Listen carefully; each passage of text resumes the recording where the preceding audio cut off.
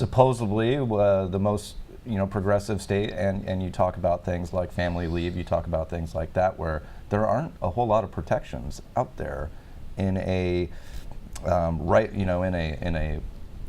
to work state? Right to work. Well, we're not a right to work state. We're not a right to work state, but we're at will in an at will state that have some issues with, still a makeup of a state house that is primarily, led by men, and especially up here in the North State. Yeah, I was actually astonished. I was like, when I heard that Nevada had the first, woman majority legislature, I was like, California needs to be, they're probably up there, right?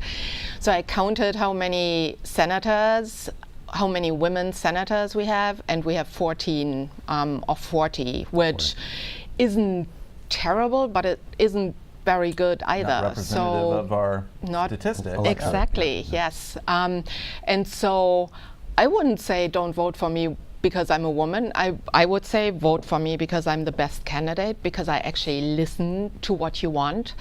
And I'm the best candidate because I'm standing for stuff that's important to people. And I don't, one of the things, I don't take corporate PAC money. I look at my Republican competitors, and they don't take PAC money. At least I didn't see that. But they take money from Purdue Pharma, they take money from PG&E, they take money from insurances, and so that to me is really worrying. What I want to be is I want to be the candidate that runs for the people, and that actually brings us to a whole different thing that we didn't necessarily want to touch on, but it's campaign finance reform. So lots of people were saying, why don't you have a candidate statement in your voter guide, in our voter guide?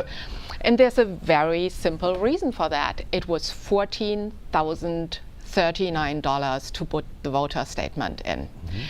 And it was due 2 weeks after I decided to run, 1 week after the election was called. I don't know how many of you have raised money.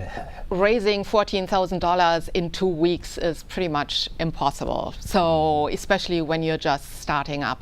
So that's a huge issue. And so that's something I will fight for, that we don't have the companies buy people to run for them.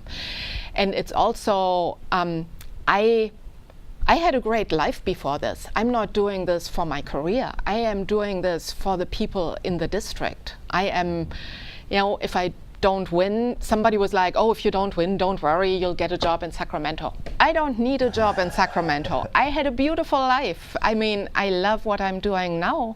And I think it's really important that we get people elected that do this because they listen and because they care for the people in the area.